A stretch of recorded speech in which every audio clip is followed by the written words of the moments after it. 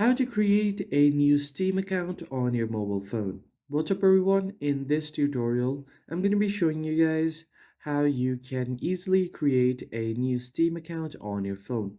Whether you're completely new on the Steam app or if you just want a quick refresher, this video is for you. The very first thing you need to do is open up your web browser on your mobile phone. And here you are just going to search for Steam. And once you do so, hit enter.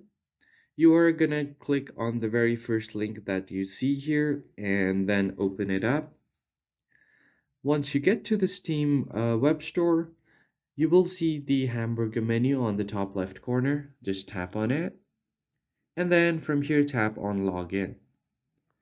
So if you already have an account, you can sign in using your account name and your password. But if you are new to the Steam, so you can just click here to create an account. You will just have to enter the email address that you want your account to be associated with. So I'm just going to enter my email address.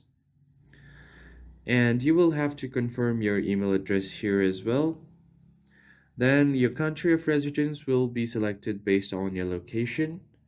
You will just have to complete this quick reCAPTCHA and then uh, tap on this box to agree to all of the terms and conditions.